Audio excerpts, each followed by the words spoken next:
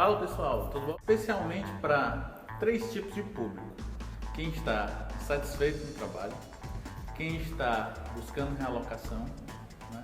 Ou quem está sem saber o que faz agora, né? Às vezes por estar nos dois primeiros.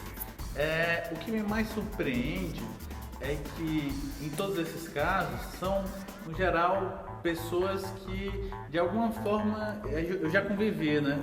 Já foram alunos, ou já foram clientes da gente, né? Então isso é muito legal, muito legal. Mas às vezes nem foram isso, já foram pessoas de contato de uma palestra, enfim, são pessoas que a gente criou conexão. E aí, obviamente, você cria conexão e cria um certo intimidade. Eu acho que isso faz parte do papel da gente, né? Eu gosto muito de descer do salto, né? Sempre, que eu acho que humildade é a base de tudo. Mas o que eu queria dar uma dica para essas pessoas é falar um pouco de mim, né? Falar um pouco da minha história e de repente um pouco dessa história, né? Pode inspirar vocês, etc, né? Porque na verdade na minha vida nada é fácil, né? Então eu vou contar alguns exemplos, né? Por exemplo, quando eu resolvi fazer MBA da FGV, pô, fantástico, né? Me formei administrador. E aí lá vai eu querer fazer MBA na FGV. Quando eu chego lá para fazer a seleção, obviamente, grana, né? Muita grana. Não que não vale, etc. Mas era uma grana que eu não tinha. Só para vocês terem uma ideia, se hoje eu fizesse um comparativo, a prestação de um MBA na época, ela era equivalente a basicamente 40-45% do meu salário. Detalhe, eu já era casado, certo? Mas aí eu resolvi, coloquei como objeto, né? Coloquei como foco.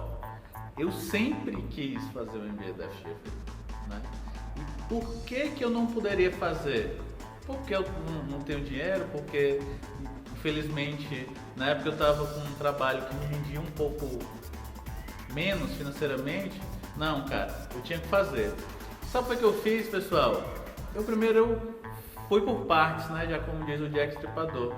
Eu consegui o dinheiro da inscrição, né? E obviamente dava para pagar, etc. Beleza, vai comprometer muito o meu salário. Mas eu disse, se eu conseguir separar aqui a inscrição, o resto eu vou embora, né? E aí, pessoal, foi assim que eu fiz, né? Paguei a minha inscrição e comecei lá a minha aula, né?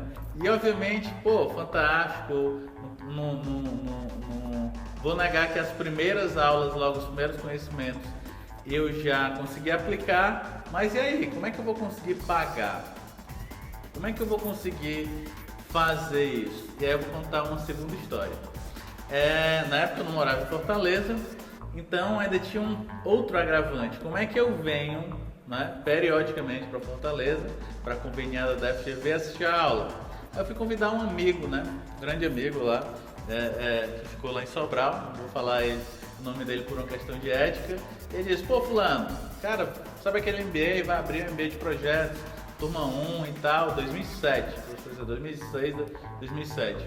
E aí ele disse, Edu, massa, mas infelizmente, cara, eu não vou fazer esse MBA, eu vou preferir comprar o meu carro. Aquilo me veio na cabeça, comprar um carro. Na época eu tinha uma moto lá, uma Honda Bis, né?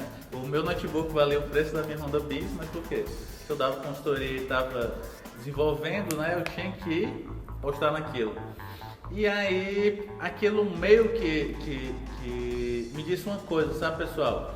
Às vezes a gente primeiro tem que ter o foco, mas se a gente procurar alguma pessoa para que a gente possa fazer algo, isso pode ser um empecilho, né? Porque qual era o meu objetivo, né? Eu queria e acabei, graças a Deus, fazendo o MBA da FGV, não me arrependo, e queria fazer aquilo, né?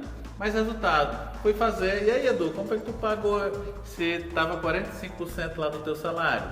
Pois no primeiro mês que eu fiz a aula, eu era gestor público de um núcleo de projetos, né? Um PMO de uma prefeitura, e aí eu fiz o seguinte, eu apliquei um conhecimento prático que eu consegui com o meu professor lá. Minha primeira aula foi de negociação.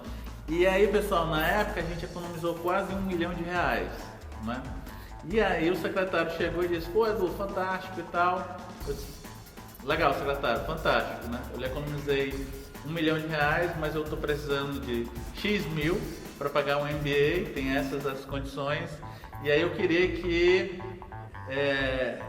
por uma justiça, né, eu entreguei um resultado que você conseguisse aí uma forma de repente fazer esse pagamento do meu MBA. E assim ele fez, né? Só para dar números depois, né? Resultados são números, os resultados falam mais que a gente. No primeiro ano, depois que a gente começou, eu estava nesse negócio do MBA, tinha acabado de sair também no pós da Fiocruz de projetos, a gente trouxe R$900 mil, pessoal, sem política, R$900 mil.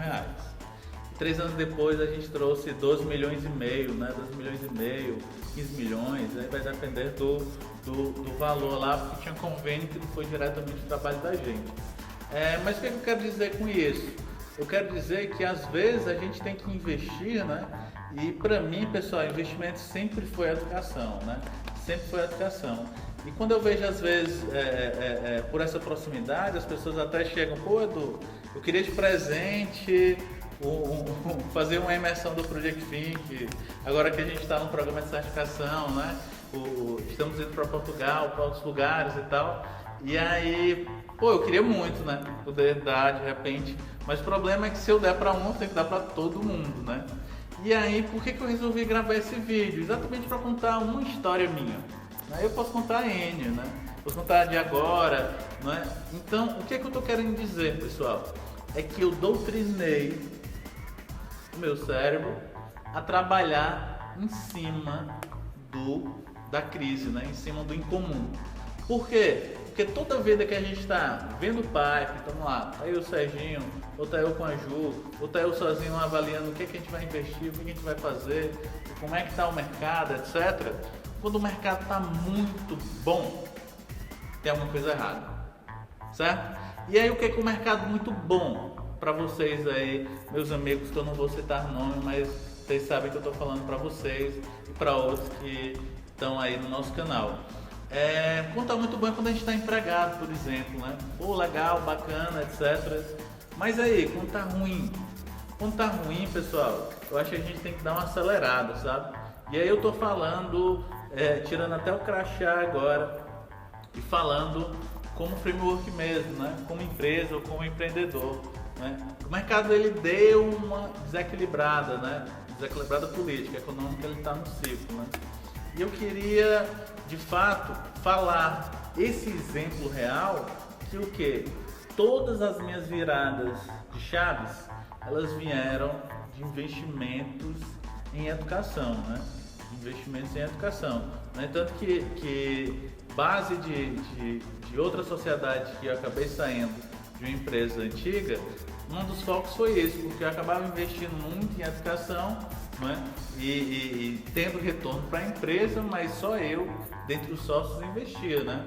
Agora não, cara, a gente vai investir aí em certificações internacionais, vamos investir junto. Por quê? Porque vai ganhar a Framework como empresa, vai ganhar os nossos clientes, vai ganhar a gente, as pessoas que estão com a gente, certo, pessoal? Queria dar essa dica pra galera, assim, de fato encarem esse momento de realocação, ou esse momento de incômodo, etc., como uma oportunidade para que vocês se reinventem, né? Crise é oportunidade desde que a gente olhe perspectiva. De novo, se a gente olhar sempre como crise, a gente vai ver sempre coisas ruins. Pô, se eu ficar olhando só coisas ruins, esquece. Eu não vou conseguir nem sair de casa. Beleza? Então, pessoal, basicamente era isso que eu queria dizer para vocês. Obrigado. Qualquer coisa aí, comenta aí, dá um like. E se precisar de alguma coisa aí, tamo junto. Um abraço.